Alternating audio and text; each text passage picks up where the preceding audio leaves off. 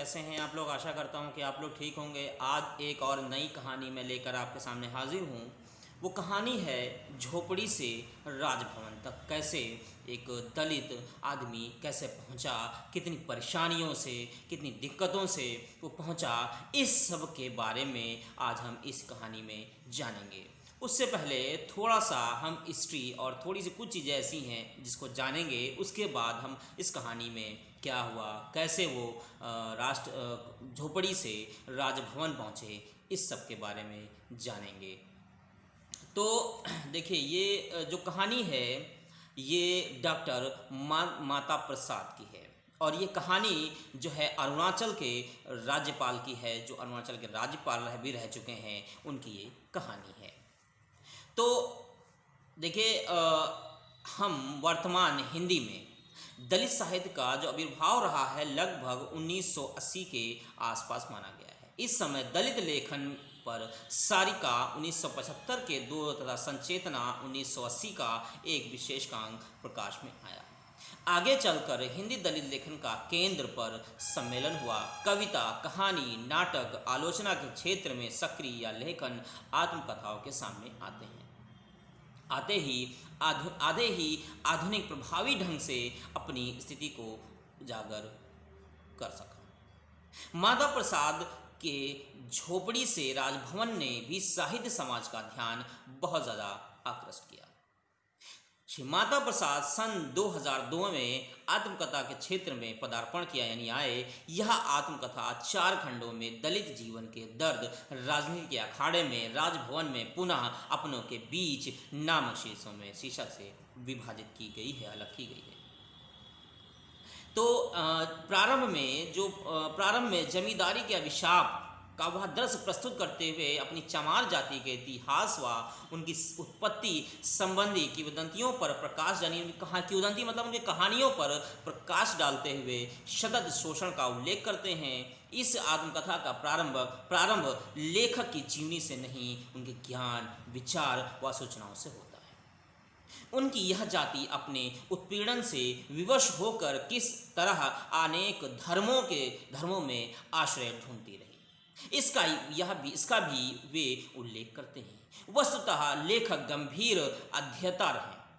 राज्यपाल जैसे पद पर रहने के कारण उन्हें कई ऐसे आंकड़े भी सहज यानी आसानी से उपलब्ध होते रहे, जिनके आधार पर उन्होंने अनेक अनुसूचित जातियों का गंभीर विश्लेषण किया। कई जातियों द्वारा संगठन बना अपना सम्मानजनक इतिहास बनाने का प्रयास समाज में जातिगत आधार पर सम्मान पाने के प्रयास को स्थिति में लाते रहे। भेदभाव के विरुद्ध सामाजिक समानता के तड़पन मान्यता, यानी ये ऊंची जाति की श्रेष्ठता के विरुद्ध जैसा वह राजपूत आंदोलन शुरू हुआ, वह स्वयं ही जातिवादी का शिकार हो गया। यानी जातिवाद की इतनी जड़ें खतरनाक हैं कि वो स्वयं ही उस आंदोलन को उसने खत्म कर दिया।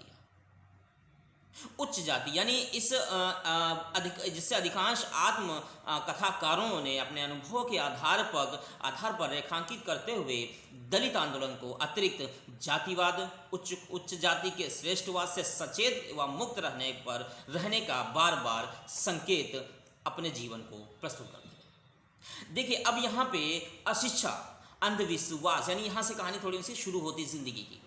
अशिक्षा, अंधविश्वास, झाड़ फूक, भूत प्रेत, गरीबी का उल्लेख भी करते हैं। वे अपने के पिता यानी जो माता प्रसाद के पिता जो थे, वो पिता चमड़ा लाकर व्यापारी को बेचने का काम करते थे। जिन्हें 1-2 रुपए मिलते थे उसी से घर चलता था। इस तरह गरीबी प्रारंभ से उनको विरासत में मिली थी। मतलब उनके अंदर गरीबी का बहुत ज़्यादा परेशान। 14 वर्ष की आयु में विवाह। अब उसके बाद यानी इतनी सारी परेशानियां थी, यानी उस बीच उनके साथ बहुत सारी, यानी वो जो 2 रुपए यानी जो उनको मिलते थे उसी में पूरे घर का खर्च चलाना, उसमें सारी चीज़ें करना उनके लिए आसान नहीं था। और 14 वर्ष की आयु में विवाह, परिवार में पत्नी का त्यागपूर्ण, तपस्यापूर्ण व्यवहार, संघर्ष, पति के हिस्से का काम भी स्वयं करना, ताकि वे बिना कष्ट के पढ़ लिख सकें। देखिए यहाँ पे एक औरत का समर्पण देखने लायक है। जिस तरह डॉक्टर भीमराव अंबेडकर के जीवन में उनकी जो पत्नी सावित्रीबाई, उनकी पत्नी रमाबाई ने जो समर्पण किया था, उसी तरह से इनके डॉक्टर माता प्रसाद जी के जीवन में भी उनकी पत्नी ने जो समर्पण, जो योगदान दिया है, उसको भी हमें जानना चाहिए। वो भी हमारे लिए बड़ा ही जो है हमें आगे बढ़ने में बड़ी मदद करेगा। तो ये सारे के पॉइंट, हर एक पॉइंट को, यानी एक आदमी की ज़िंदगी में एक औरत का बहुत अहम रोल होता है। अगर औरत सही है तो वो सही रास्ते पे चला जाएगा, अगर वो औरत खराब है तो वो रास्ते से इस तरह से भटका देगा कि उसे कोई भी रास्ता नज़र नहीं आएगा। इस तरह की बहुत सारी मैंने कहानियाँ स्टोरी पढ़ी हुई हैं, ताकि वे बिना कष्ट के पढ़ ले सकें। लेखक ने मानी जो पत्नी, उनके पत्नी अविस्मरणीय समर्पण का जो उल्लेख किया है, बड़ा सोचने वाली बात। अब यहाँ पे एक बड़ा नुक्ता सोचने वाली बात है, बहुत नुक्ता आ रहा है। नुक्ता है निरक्षर होते हुए। निरक्षर मतलब बगैर पढ़े लिखे होते हुए भी वो पारिवारिक सामंजस्य हेतु धैर्य और समझदारी दिखाते हुए कष्ट उठाती रही। यानी कि वो पढ़ी लिखी नहीं थी, मतलब बिल्कुल पढ़ी लिखी नहीं थी, लेकिन फिर भी पारिवारिक जो उनका सिस्टम था उसको बड़े अच्छे से और अच्छे अंदाज में उन्होंने निभाया। यानी सारे के सारे दुख दर्द, जो भी उन्हें परेशानियां आई, उन परेशानियों को दूसरों, अपने हस्बैंड यानी डॉक्टर माता प्रसाद के सामने उजागर करने की कोशिश नहीं की। उन्हें इस तरह प्रेरित करती रही कि आप पढ़िए और आगे बढ़िए। जो बाद में डॉक्टर माता प्रसाद अरुणाचल प्रदेश के राज्यपाल बने, उनको वे बार बार याद करते, वे समाज द्वारा मिलने सम्मान को पत्नी को त्याग तपस्या का ही परिणाम बताते। यानी जिस तरह पत्नी ने उनका जो सपोर्ट किया था, जिस तरह से पत्नी ने उनका हेल्प की थी, जिस तरह से सारी परेशानियों में उन्होंने साथ दिया था, उसका वो त्याग मानते हैं कि उन्होंने किस तरह उनकी पत्नी ने त्याग किया था, जिसके बल पर जो है उन्होंने इतना बड़ा कारनामा अंजाम दिया और वो राजभवन तक पहुँच गए।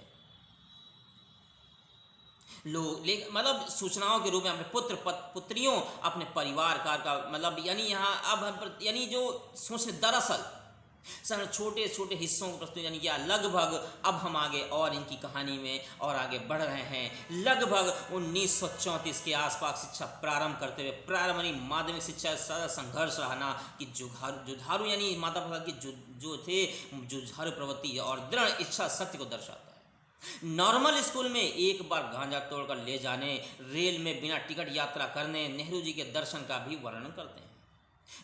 मतलब छात्र जीवन के अनेक व्यक्तियों का उल्लेख जो है करते हुए अपनी तीक्ष्ण यानी अपनी जो अच्छी स्मृति यानी याददाश्त का उदाहरण दे चलते हैं कि छात्र जीवन से लेकर विधायक बन जाने तक लेखक ने जातिगत भेद, यानी जो लेखक जो थे डॉक्टर माता प्रसाद, जिनकी मैं जीवनी को आज बता रहा हूँ, माता प्रसाद जातिगत भेदभाव, छुआछूत के अनेक घटनाक्रमों के बारे में लिखते हैं।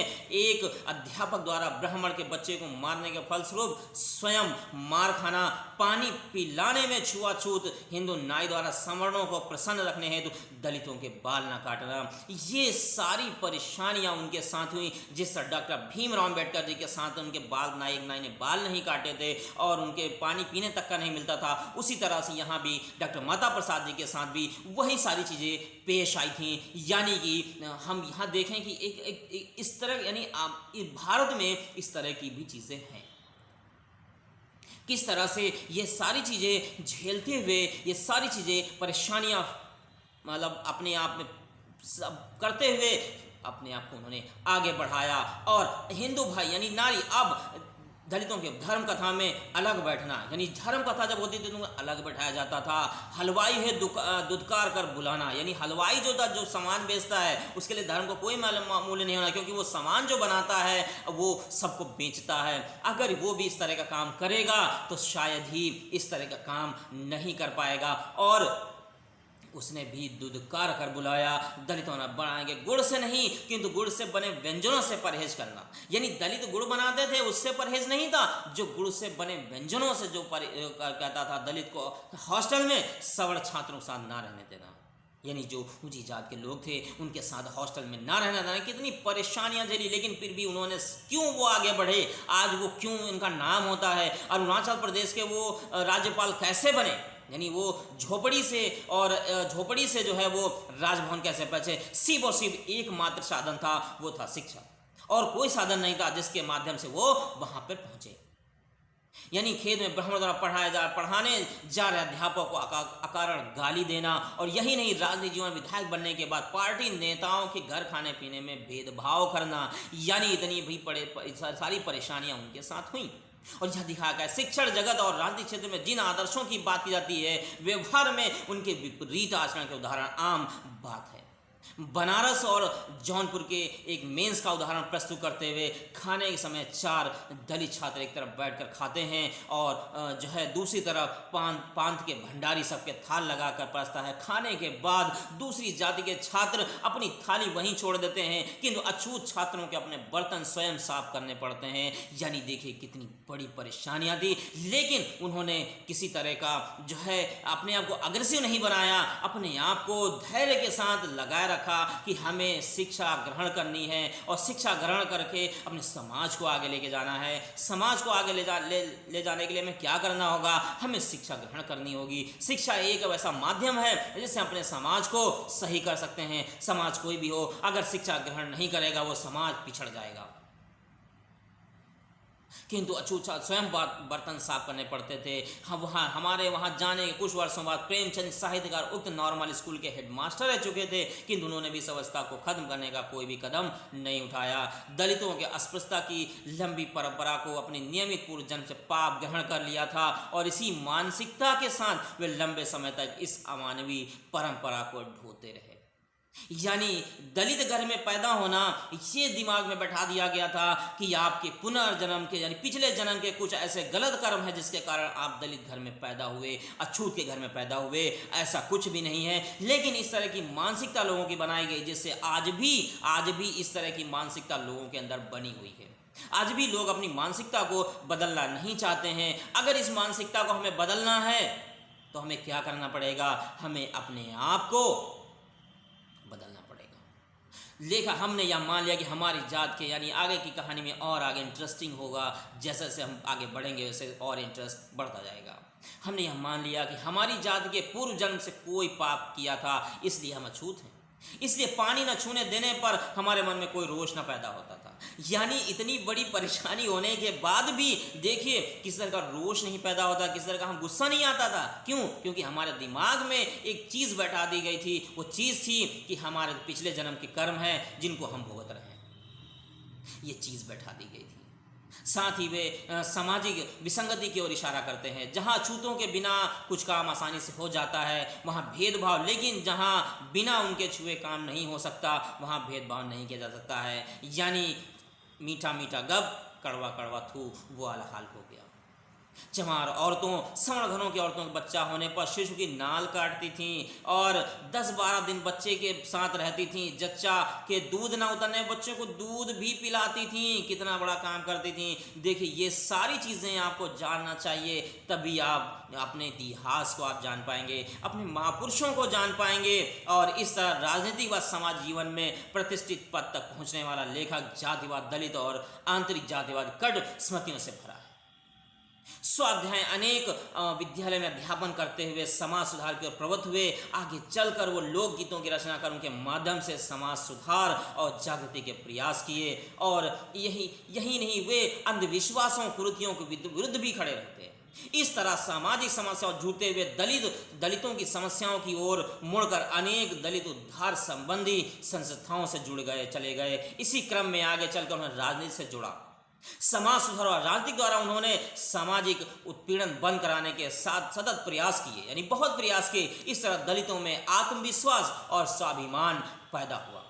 हीनता की भावना मंद पड़ी। शिक्षा द्वारा सहयोग देखने को मिलता है, जिससे यह स्पष्ट होता है कि जातिवाद के उन्मूलन में शिक्षा और मानसिक जागरूकता का बड़ा योगदान है।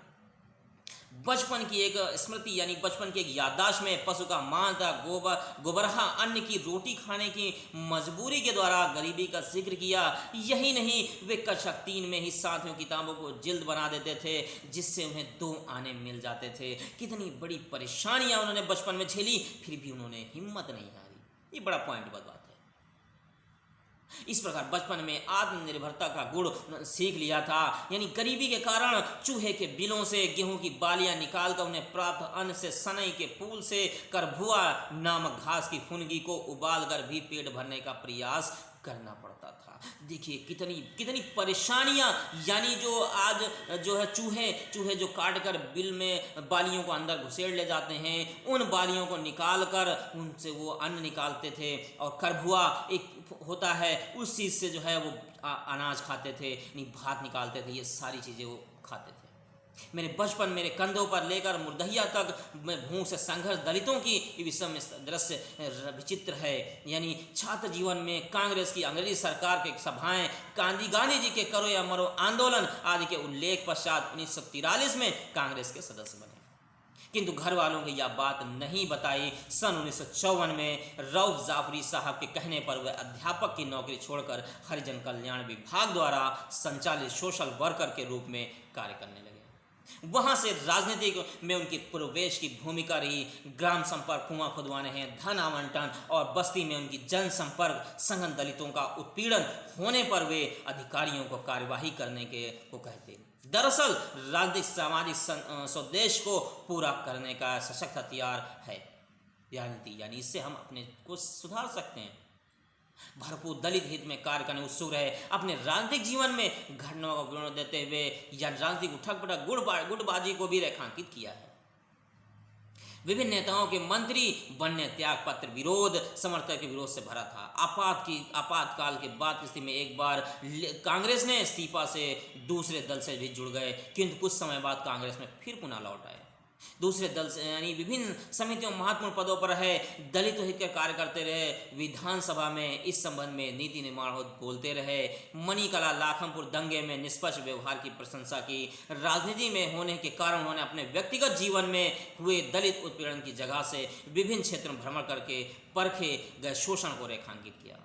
देहरा एक कहानी और, देहरादून में चक्राता के दलितों की दयनीय स्थिति उनकी लड़कियों को दबंगों द्वारा वैश्यावृत्ति शहर में भेजने को बीबीसी कार्य प्रकाश में लाते हैं। भाषणों और पत्रों और प्रस्तावों द्वारा राजनीतिक जीवन में दलित उद्धार हेतु किए गए प्रयासों का वर्णन करता है, जिससे अत्यंत गरीबी, अभाव, जाति भेद, अवहेलना, तिरस्कार राजनीतिक मुकाम तक सफलता पर पहुंचाया।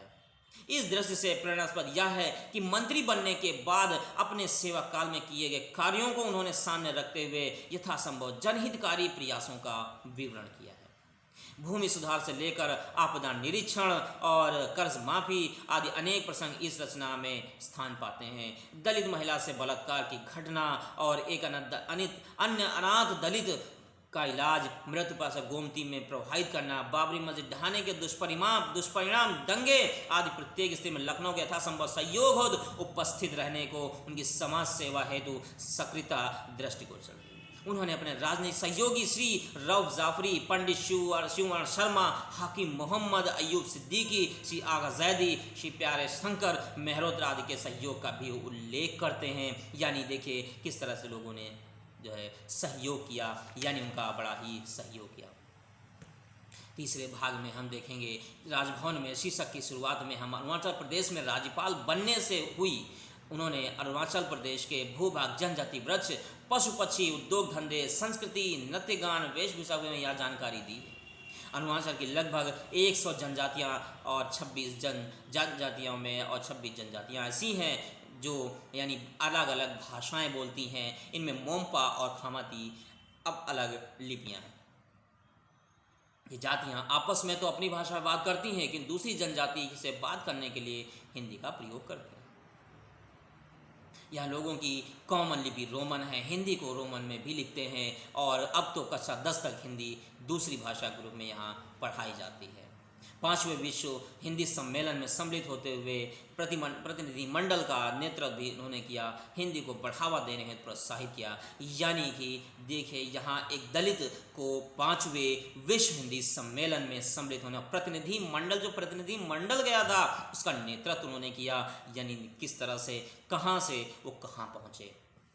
नॉर्थ ईस्ट काउंसिल के प्रमुख के रूप में उन्होंने पूर्वोत्तर समस्याओं का समाधान किया। अरुणाचल प्रदेश की राजनीतिक उठक पटक, केंद्र सरकार के टकराव का उल्लेख भी उन्होंने करते हुए अपने कार्यकाल समाप्त होने पर तनिक विवाद के साथ वे रेखांकित करते हैं। इस प्रदेश में यानी अरुणाचल प्रदेश में जाति भेद छुआछूत न होने के कोई भी अप्रिय स्थिति का सामना नहीं करना पड़ा।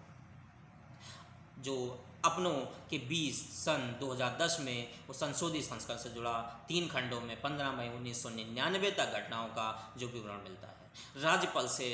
राज्यपाल पद से विदा लेने के पश्चात राजनीति में समाज हित से उद्देश्य जुड़े, किंतु साथ ही साथ दलित साहित्य लेखन के प्रति अधिक गंभीर हुए। इसी अध्याय में दलित शब्द के अर्थ, दलित का तात्पर्य और सौंदर्य, इस तरह की बहुत सारी पुस्तकें उन्होंने लिखी। और तापनी दुधी नरकट की कलम, रेह खरिया मेरा पशु का गोद, जिसे जाति के लोग शिष्ट भाषा में मिनहा का साग कहते हैं, इस तरह की चीज़ें उन्होंने बहुत लिखी। और इसी जो संत रविदास के प्रति दलितों की आस्था, उनके संबंधित मिशन, अस्पताल, संगीत अकादमी, पत्रिका का विवरण भी उन्होंने किया। और मतलब जौनपुर में बाबा साहब डॉक्टर BR अम्बेडकर महाविद्यालय भी उन्होंने खोला और 2006 में महाविद्यालय 2006 से महाविद्यालय चल रहा है। मतलब इस जो काम उन्होंने किया, यानी बहुत बड़ा उन्होंने काम किया, एक विद्यालय खोल दिया जिससे हमारे समाज के बच्चे और दूसरे समाज के बच्चे भी शिक्षा ग्रहण कर सकें।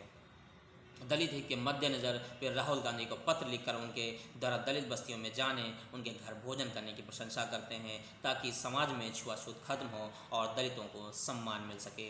और साथियों, एक खुशी की बात यह है, जिस राइटर की आज मैंने जिसकी जीवनी डॉक्टर माता प्रसाद, जो अरुणाचल प्रदेश के राज्यपाल रह चुके हैं, मेरे लिए बड़ी ही गर्व की बात है कि मैं इनसे मिल चुका हूँ। और इनसे मैंने जब 2017 में चंद्रा ITI किया था, हेल्थ सैनिटरी इंस्पेक्टर का कोर्स मैंने किया था। उसके बाद जो सर्टिफिकेट दिया गया था वो इन्हीं के हाथों से, डॉक्टर माता प्रसाद जी के हाथों से ही मैंने प्राप्त किया था। ये मेरे लिए बड़ी गर्व की बात है कि एक ऐसे शख्स से मिला मैं जो कि शायद मैं पहले नहीं जानता था, लेकिन बाद में मैंने इनके बारे में जब मैंने पढ़ा और इतिहास के बारे में, इनकी जीवनी के बारे में थोड़ा सा जाना, तो मुझे बड़ा खुशी महसूस हुई कि मैं ऐसे शख्स से भी मिल चुका हूँ जिसने इतनी परेशानियों से अपनी ज़िंदगी को गुजारा।